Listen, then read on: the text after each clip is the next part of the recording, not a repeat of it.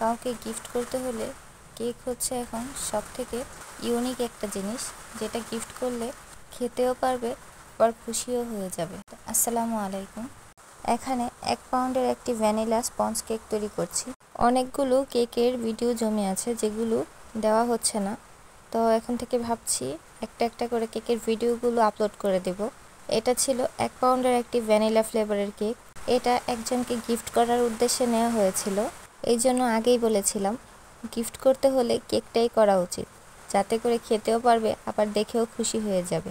তো এই কেকটা তৈরি করার জন্য কোনো পিকচার সিলেক্ট করে দেওয়া হয়নি, সম্পূর্ণ দায়িত্বটাই দিয়েছিল আমার উপরে।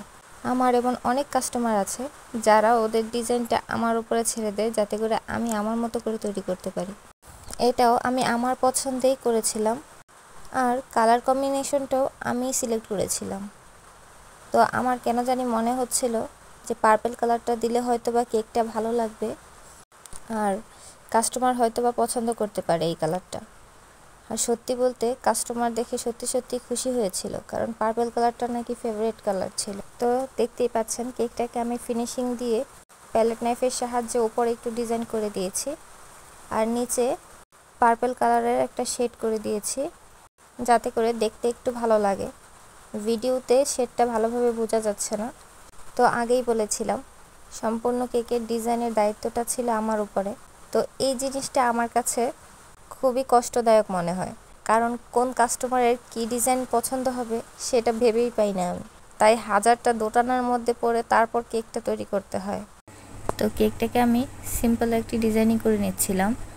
একটি 2D নজল দিয়ে উপরে কয়েকটা ফ্লাওয়ার দিয়ে দিচ্ছিলাম, আর নিচেও কয়েকটা ফ্লাওয়ার দিয়ে দেব। আর স্টার নজলটা ইউজ করেছিলাম এভাবে ডিজাইনটা করে দেওয়ার জন্য। তো ডিজাইনটা আসলে বলে দেওয়ার মতো কিছু না, এটা দেখলেই সবাই করতে পারবে। আসলে এই ডিজাইন বলে না, যে কোনো ডিজাইনই কিন্তু বলে দেওয়ার মতো কিছু নেই। আমরা যারা বেকিংয়ের কাজ করি তারা হয়তো বা এই বেসিক একটা আইডিয়া আমাদের মাথাতে থাকে যে কিভাবে কোন ডিজাইনটা করলে ভালো হবে বা কিভাবে করলে কেকটা সুন্দর হবে। তো আমি এই ফাঁকে বর্ডারটা দিয়ে দিয়েছি, আর খালি জায়গাটুকুতে গোল্ডেন লিপ বসিয়ে দিয়েছি। তো এই কাজটা যত তাড়াতাড়ি দেখেছেন ততটাও সহজ নয়, এটা খুবই কষ্টকর একটা বিষয়। খুবই সময় লেগেছে আমার এই কাজটা করতে। তো এডিটিংয়ের সময় আমি স্পিডটা অনেকটাই বাড়িয়ে দিয়েছিলাম, যার জন্য এতটা স্পিড মনে হয়েছে। আর আমি এই ফাঁকে আমি হ্যাপি বার্থডে লিখে দিচ্ছিলাম, এখানে কোনো নাম লিখতে বলেনি। আর এই কেকটার মধ্যে আমার মনে হচ্ছিল কিছু গোল্ডেন বল হলে ভালো হতো, তো সেটা আমার কাছে ছিল না, যার জন্য আমি ওটা তৈরি করে নিয়েছিলাম। আর কিভাবে তৈরি করেছিলাম সেটা আমার চ্যানেলে অবশ্যই ভিডিও আছে, কষ্ট করে দেখে আসবেন। তো কেকটা কেমন হলো অবশ্যই কমেন্টে জানাবেন, ভালো লাগলে লাইক কমেন্ট করবেন। আল্লাহ হাফেজ।